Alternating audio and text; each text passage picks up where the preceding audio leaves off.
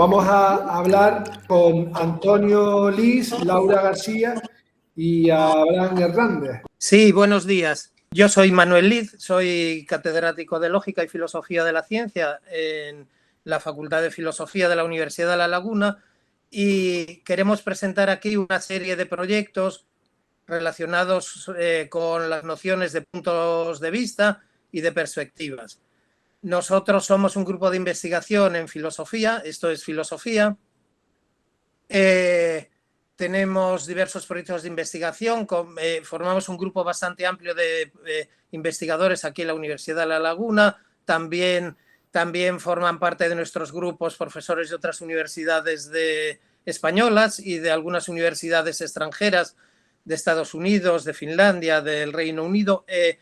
Este es un proyecto de filosofía. La filosofía sí que es un pensamiento errante y la filosofía ha mantenido con la ciencia relaciones a veces conflictivas, pero filosofía y ciencia tienen un objetivo en común, que es entender la realidad y entender al ser humano. Este objetivo común hace que la filosofía se interese por la ciencia, se interese con mucha frecuencia por la ciencia. Pero hay dos maneras muy distintas de ver la ciencia. La ciencia puede verse como una manera de adquirir control, de poseer cada vez más dominio sobre la naturaleza y sobre nosotros mismos.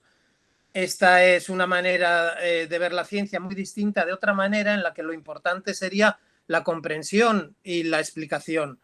Nosotros nos sentimos, la filosofía siempre se ha sentido muy cercana a esta segunda manera de ver la ciencia, buscando comprensión, explicación de la realidad del ser humano. Nuestros proyectos tratan sobre los puntos de vista y las perspectivas. ¿Por qué son importantes estas nociones? Porque cualquier conexión que mantengamos con la realidad parece que se desarrolla siempre a través de perspectivas que adoptamos, a través de puntos de vista. Esto tanto en nuestras vidas cotidianas como cuando hacemos ciencia y tecnología. Y muy cercanos a nosotros están ejemplos como lo que nos ha pasado en la pandemia. Ahí aparecían distintos aspectos de la pandemia que a veces luchaban por ser los aspectos prioritarios. Estaba un aspecto relacionado con la salud, aspectos relacionados con la economía, aspectos relacionados con la libertad individual de ponerse o no las vacunas, aspectos relacionados con la responsabilidad social. Es lo mismo que ocurre ahora mismo con nuestro volcán en La Palma. Puede ser visto como una gran desgracia social y económica, también como un espectáculo natural, también como una oportunidad para los científicos, para los vulcanólogos. Las fake news se ha convertido en un tema de moda, pero ¿se deben perseguir o se debe aprender a convivir con ellas? ¿Es posible siquiera distinguir las fake news de información objetiva, realmente distinguirlo? Bueno, estos son algunos de los problemas que tratamos. ¿Qué es adoptar un punto de vista, una perspectiva?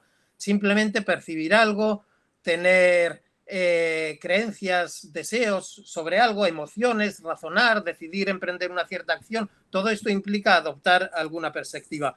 Y los problemas muy especulativos, muy teóricos, como todos los problemas filosóficos, pero también muy cercanos, los problemas que tratamos son, pues, si debemos suponer una realidad independiente de nuestras perspectivas. ¿Puede la ciencia descubrir esa realidad? ¿Puede haber objetividad sin esa realidad independiente? ¿Tienen el mismo valor todas las perspectivas o no? ¿Tienen el mismo valor, por ejemplo, la perspectiva de la magia o la perspectiva de los mitos que la perspectiva de la ciencia? ¿Hay una única verdad para todos o solo debemos contar con mi verdad, tu verdad, con su verdad? Bueno, estos son algunos de los problemas que tratamos en nuestros proyectos. Lo que quisiéramos defender es no que de modo tajante no hay verdades absolutas, pero tampoco que las hay. Nos gustaría defender una posición en la que no cayera ni en un relativismo extremo ni en un antirrelativismo dogmático. Esto sería tener una filosofía tal vez más fluida. Bueno, nuestros trabajos son fundamentalmente una serie de proyectos de proyectos de investigación financiados, nacionales, algunos contactos internacionales. Son una serie de libros en español, también unos libros en inglés, publicaciones en revistas internacionales, nacionales, números monográficos. Este es el trabajo de investigación en filosofía. Y a continuación sí que quiero dar la palabra a dos investigadores de nuestro grupo, a Laura García y Abraham Hernández. Laura nos va a hablar sobre el perspectivismo en la cultura popular, más concretamente sobre cómo las series de televisión son capaces de crear nuevos espacios de perspectivas que aumentan nuestra capacidad crítica y reflexiva. Y Abraham Hernández nos va a hablar del perspectivismo en la ciencia. Queremos que la ciencia nos permita entender la realidad y a nosotros mismos, pero la filosofía de la ciencia nos sirve también para entender a la propia ciencia. Y sin más, bueno, pues doy la palabra a Laura García. Hola, buenas tardes a todos y a todas. Como decía Manuel, bueno, mi nombre es Laura y yo vengo a hablar del perspectivismo centrándolo en la cultura popular y especialmente me centro en la estructura y dinámica de las perspectivas en las series de televisión. Tenemos que comenzar diciendo que las series, al igual que la literatura y que otro tipo de relatos, son una forma de narrar y que lo hacen de tal forma que permiten mostrar distintos puntos de vista acerca de temas que quizás puede que hayan estado presentes en la literatura, en la filosofía o sean problemas científicos, pero que han estado apartados de la cultura de masas. Entonces, bueno, yo propongo analizar la retroalimentación que creo que existe entre las series de televisión y la filosofía.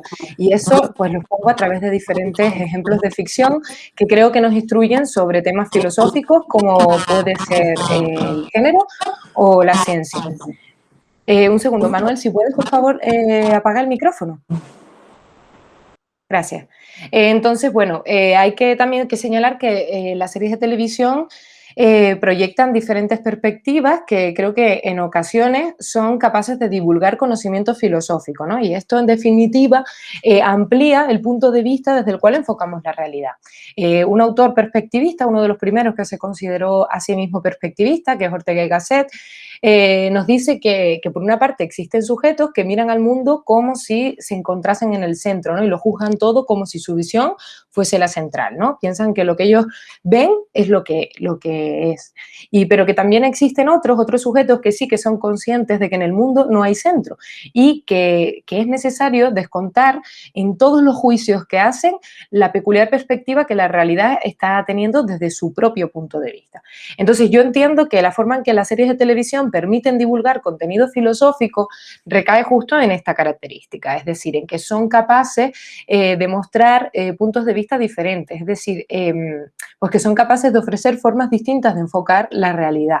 Entonces, en las series de televisión podemos encontrar distintos roles o posturas desde los cuales la realidad se enfoca, ¿no? Y esto constituye, pienso, un ejercicio filosófico en tanto que se permite a los espectadores comprender formas de pensar, de actuar o de comportarse que sobrepasan el rol que ocupamos diariamente.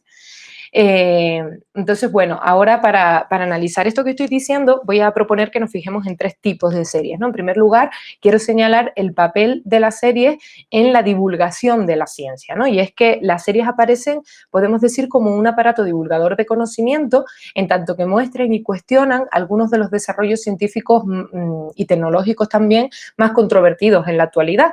Entonces, el déficit de divulgación que hay de la ciencia, podemos decir que es de alguna forma nivelado, o se puede pensar que puede estar de alguna forma nivelado a través de las series, ¿no? En tanto que estas sí que son capaces de crear narraciones y de transmitir el contenido que debería de ser divulgado por la propia comunidad científica o incluso por la propia comunidad política. Esto no significa que nosotros nos convirtamos en científicos o sepamos más sobre ciencia cuando veamos una serie que trata sobre temas científicos o tecnológicos, pero sí que es verdad que suponen un recurso para ejemplificar, para problematizar y sobre todo para generar opiniones sobre los desarrollos científicos actuales, pero también sobre las repercusiones que estos pueden tener en el futuro. algunos de los ejemplos son los que estaban viendo en pantalla, ¿no?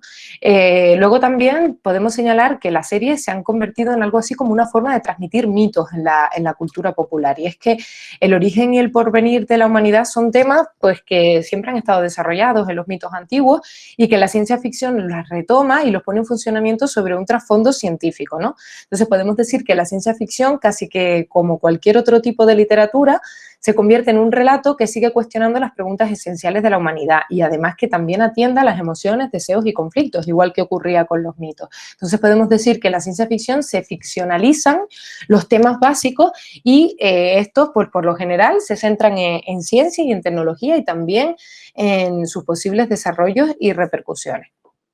Y también, ya por último, entre estos tipos de series que he querido señalar, propongo que nos fijemos en las perspectivas feministas, ¿no?, que podemos encontrar en las series de televisión. Y es que las series de televisión protagonizadas o creadas por mujeres, al igual que todas las reglas que se están introduciendo para que el papel de las mujeres sea bien representado en la televisión o en el cine, pues consiguen que se creen relatos y contextos que muestren contenido de la teoría feminista, en tanto que adoptan la óptica desde la cual la perspectiva feminista enfoca la realidad, ¿no? Entonces podemos decir que, o siempre se ha dicho que los productos culturales son la expresión de la perspectiva y la interpretación de los grupos dominantes, pero yo propongo, ¿no?, que será el encuentro con otros grupos lo que desafía la pretensión de universalidad del grupo dominante, ¿no?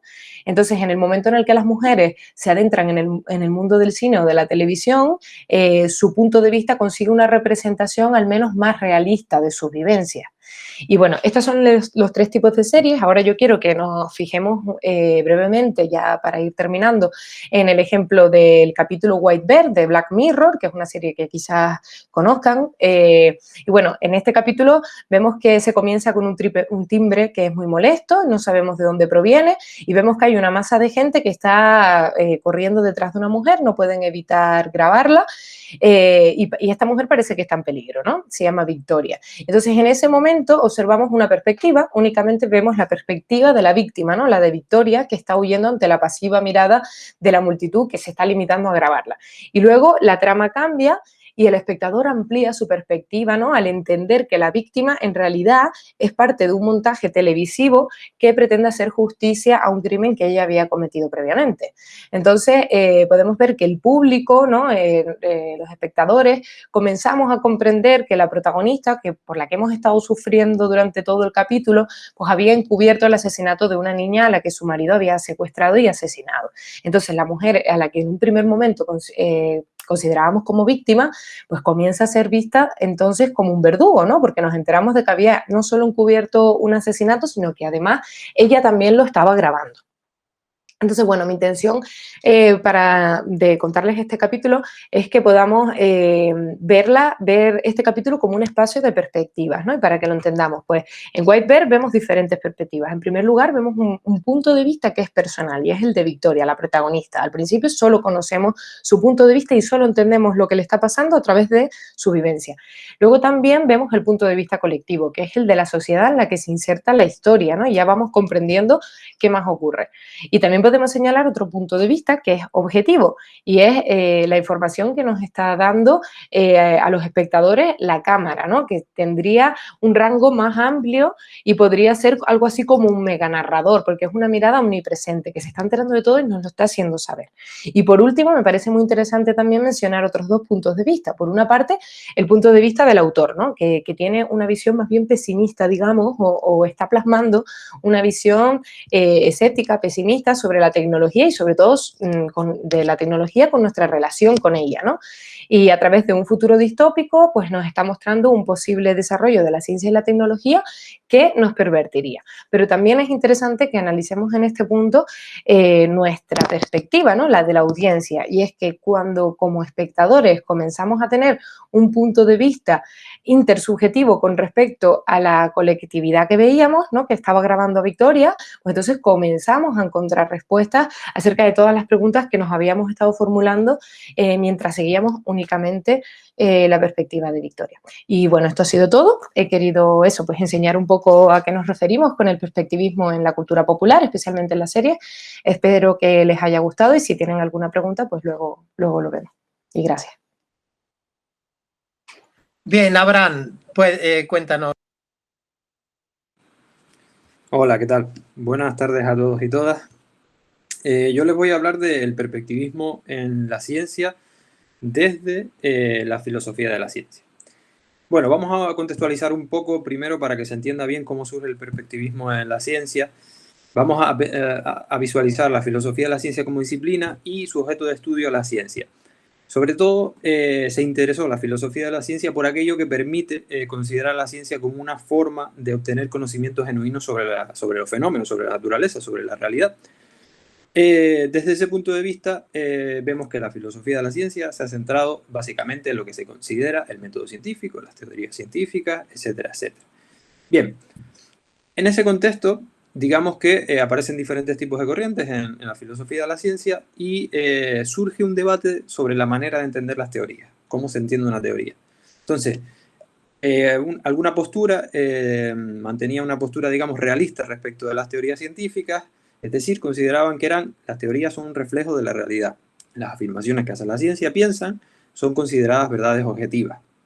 Sin embargo, esta corriente en filosofía de la ciencia, aparece otra corriente, perdón, en filosofía de la ciencia, que consideraba que esto era una especie de idealización de la ciencia. Ellos entendían que tanto el contexto histórico, el cultural, el social particular, está impreso en las afirmaciones de la ciencia, con lo cual veían que entender a las teorías científicas como una copia exacta de la realidad o de la naturaleza era un poco, pues digamos, no sé, era como pensar demasiado.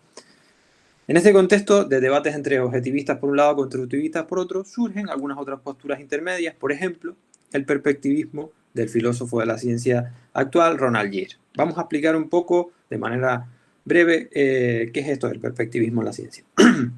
El perspectivismo, en la versión más light, cree que hay una realidad objetiva, pero que la podemos ver desde diferentes perspectivas, de diferentes puntos. Podemos ver una casa desde distintos puntos, de frente, por detrás, por un lado, pero todos más o menos pensamos que existe la casa. La versión más fuerte del perspectivismo sostiene que no hay una realidad objetiva, solo hay perspectivas. Por ejemplo, si estamos en una habitación y apagamos la luz, los colores pueden dejar de existir. Entre estas dos versiones bastante radicales hay posturas intermedias. Para algunos fenómenos, por ejemplo, somos unos perspectivistas light y para otros fenómenos somos perspectivistas un poco más radicales. Por ejemplo, con las ciencias naturales somos perspectivistas muy realistas, pero con lo que tiene que ver con las ciencias sociales o la ética, pues tenemos una opinión un poquillo más relativista. Ronald Gere dejó de considerar a la ciencia como una productora de enunciados verdaderos o falsos en el sentido objetivista. Entendía que la ciencia se parece un poquito más a una práctica que produce teorías o modelos, que al igual que los mapas que todos conocemos, que tenemos por ahí en las paredes, se ajustan de manera más o menos a la realidad. ¿Por qué es interesante esta visión? ¿Por qué es interesante verlo así? Porque nos permite entender a las teorías más como interpretaciones que como una copia de la realidad. El realismo perspectivista que ofrece, digamos, la propuesta de Ronald Gere ofrece una comprensión de los discursos de la ciencia a medio camino entre el objetivismo y el constructivismo. Pero el recorrido del perspectivismo no acaba aquí. Digamos que esta es lo que tiene que ver con lo teórico, pero también está relacionado con una parte de la dimensión política y social de la ciencia. En los años 60 en Norteamérica se produjo una enorme desconfianza en relación a la práctica científica. La ciencia tenía una deriva un tanto militar y aparece un miedo a las potenciales amenazas de algunas investigaciones. Todo esto produjo un debate acerca de la posibilidad de democratizar la ciencia. Nos preguntaremos qué es eso de democratizar la ciencia, en qué consiste esto. Pues prácticamente era reconfigurar la estructura de la ciencia para que el punto de vista del ciudadano tenga presencia en su desarrollo. Los argumentos a los que se aferraban en esa época eran los siguientes. Uno, dado que hay una financiación pública de la ciencia, lo correcto sería, en una democracia como la norteamericana, que es donde surge, que la población tuviera un papel importante en el debate sobre las derivas de la política científica y de la ciencia básica. El otro argumento era, dado que la población sufre los efectos negativos o las consecuencias negativas de algunas investigaciones, tiene el derecho a tener voz en el debate sobre su gestión. Esto está íntimamente ligado con algunas problemáticas que surgieron también en la misma época y que llegan a nuestros días. Se han identificado una serie de problemas que surgen en el contexto político o social que que se dan debido a la interacción entre la ciencia, la tecnología y la sociedad. Son unos asuntos políticos, pero que tienen un claro componente científico, ya que, digamos, al surgir en este contexto, tienen estos dos componentes.